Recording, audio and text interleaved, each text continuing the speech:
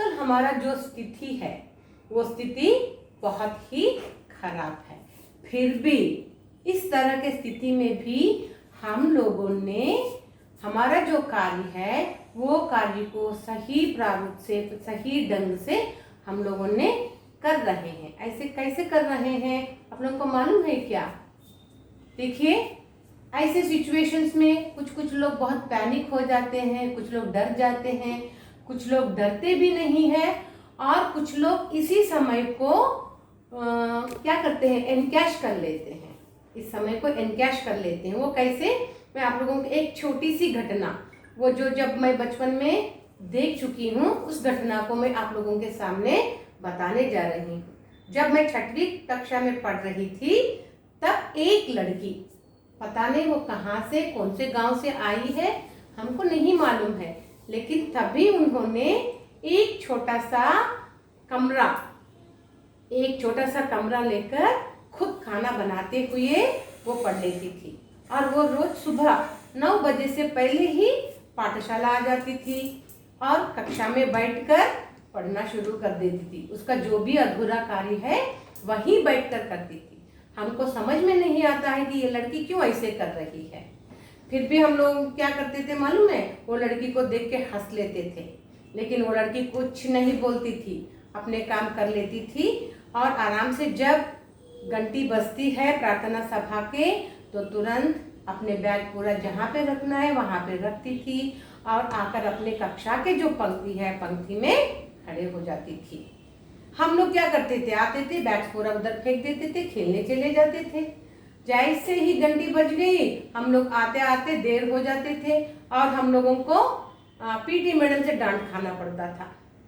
फिर भी वो लड़की हम लोगों की तरफ देखती थी, मुस्कुराती थी। जब हमको देखकर वो मुस्कुराती थी तो हम लोग चिढ़ जाते थे, ये लड़की आई है हमारे से पहले और लाइन में खड़े हुई है, ये बहुत ये कर रही है। इस तरह हम लोग बोल बोल के हंस लेते थे और उनसे बात भी हम लोग नहीं करते थे। वो लड़की चुपचाप से अपना काम कर लेती थी और अपना कार्य कर लेती थी।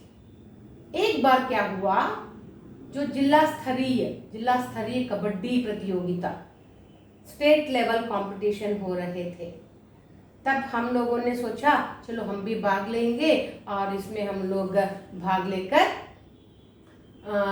कुछ हम लोग जीत सकते हैं। लेकिन जब पीटी मैडम ने क्या किया, हम सबको मैदान में लेके गई, क्योंकि सबको सिलेक्शन होना चाहिए और चयन होना चाहिए।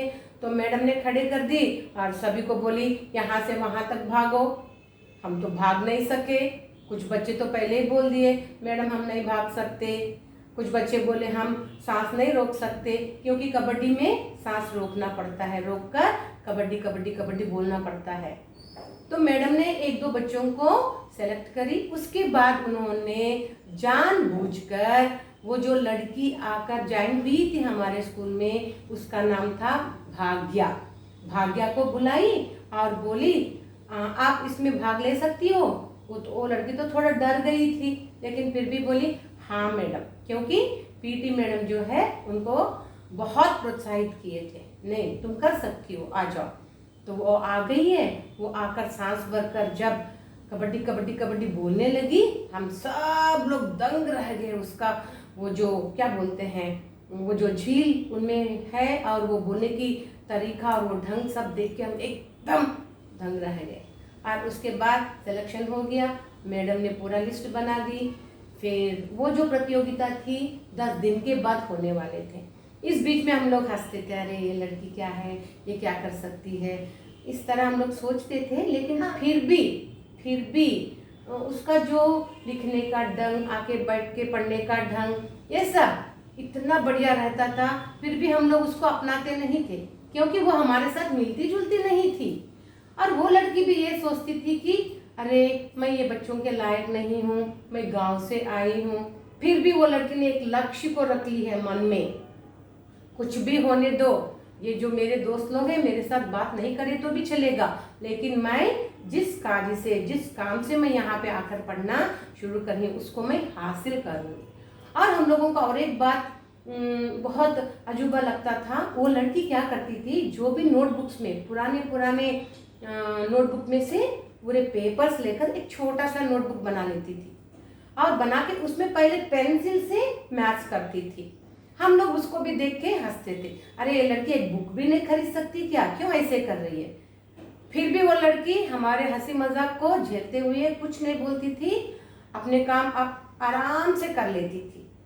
जब त्रैमासिक एग्जाम्स बोलते हैं ना, क्वार्टरली एग्जाम, जब क्वार्टरली एग्जाम्स हो गया और हम लोग देख चुके हैं वो लड़की का रिजल्ट, तो मैथ्स में वो लड़की को 100 में से 90 मार्क्स आए हैं, 90 मार्क्स। फिर हम सब एकदम चुपचाप हो गए। अरे हम लोग सोचे कि ये लड़की कुछ और थी, लेकिन और कुछ निकली है। तब मैडम ने बताई है, आप सब लोग वो लड़की का मजाक उड़ाए थे ना, देखो वो लड़की कैसे काम कर रही है। आप लोग इतना बोलने के बाद भी वो अपना मनोधैर्य को नहीं खोई है और अपना कार्य के प्रति बहुत लगान से वो काम कर रही है, देखो किस तरह कर रही है।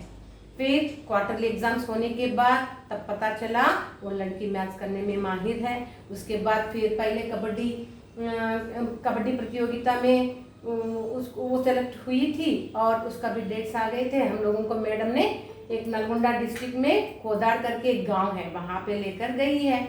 वहाँ पे बाकी स्कूलों से भी बच्चे आए हैं। जब हम लोग खेल प्रतियोगिता में भाग लेने लगे हैं, वो लड़की के वजह से हम लोगों ने वो खेल को जीत गए और हम लोगों को गोल्ड मेडल भी मिला था, गोल्ड मेडल भी मिला था। तब हमारे जो पीटी मैडम है वो बोली है, देखो आप सब लोग अपने मनोधैर्य को खो बैठे हैं, लेकिन आप लोग इतना छेड़ रहे हैं, इतना मजाक कर रहे हैं, फिर भी वो लड़की अपना मनोधैर्य को नहीं खोई। देखो किस तरह वो अपना कार्य को सफल बना के रखी है। और मैडम पता नहीं वो लड़की के बारे में कब जान गई, क्या जान गई नहीं मालूम है, लेकिन कक्षा में हम लोगों को ये बताई है। वो लड़की जो नलगोंडा डिस्ट्रिक्ट में एक छोटा सा गांव है, वहाँ से आई है पढ़ाई के लिए। और उनके पापा जो है, उनके पापा क्या बोलते हैं, कौल बोलते हैं ना, किसी का जमीन लेकर उसके ऊपर अनाज उगाते थे और बहुत ही गरीब थे। वो लड़की को मालूम है उनका घर की परिस्थिति क्या है और वो सोची है, नहीं मैं पढ़ लिख कर कुछ होके मेरे घर के लोगों के सहायता करूंगी, मदद करूंगी। वो ठान लेके किसी हाल में भी वो अपना मनोधैर्य नहीं खोई और अपना कार्य के प्रति लगाव रखकर, लगन रखकर पूरा कार्य करी है। इसका मतलब इससे हम लोगों को क्या पता चलता है, जो आजकल हम लोगों ने झेल रहे हैं इस तरह का पैंडेमिक सिचुएशंस में, फिर भी कुछ बच्चों ने क्या बोलते हैं, इससे पहले जो सिचुएशन थे, रोज स्कूल आकर पढ़ते थे, उससे भी अच्छे पढ़ने लगे हैं। इसका मतलब है इस सिचुएशन को वो लोगों ने अपना कर वो लोग किस तरह पढ़ने से अच्छा रहता है, किस तरह रहने से अच्छा रहता है, यह जानकर कुछ बच्चों ने बहुत ही अच्छे से पढ़ रहे हैं। समझ में आई है ना? इसको कहते हैं मेंटल इमोशनल बैलेंसिंग, वेलबीइंग कहते हैं इसको।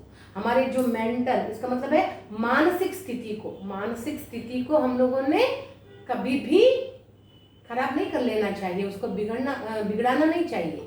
जो भी सिचुएशंस आने दो, वो सिचुएशंस को हम लोग क्या करना है, सामना करना है। वो सिचुएशंस को हम लोग सामना करते हुए और परिस्थितियों के अनुसार हमारा जो भी प्रतिक्रिया होते हैं वो प्रतिक्रिया को अपनाना है और आगे ही बढ़ते जाना है।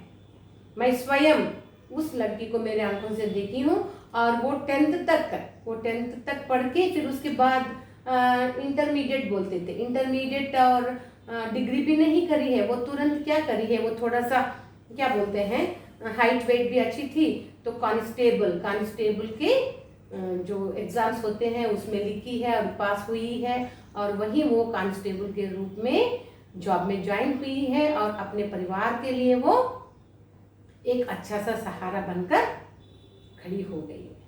इस स्टोरी से, इस घटना से हमको क्या पता चलता है, कोई भी सिचुएशन होने दो, हमारे मानसिक धैर्य को खोना नहीं है। सब लोग कुछ बोलते रहते होंगे, ये काम क्यों ऐसे कर रही हो, ऐसे नहीं पढ़ना था, किसी का अलग अलग ढंग होते हैं। कोई जोर जोर से पढ़कर याद करते हैं, कुछ लोग लिखकर याद करते हैं। इस तरह अपना अपना ढंग होते हैं। दूसरों का ढंग देखकर हम लोग छेड़ना भी नहीं है उन लोगों को, और अपना ढंग जो होती है उसको हम लोग अपना कर आगे ही पढ़ते जाना है। ओके।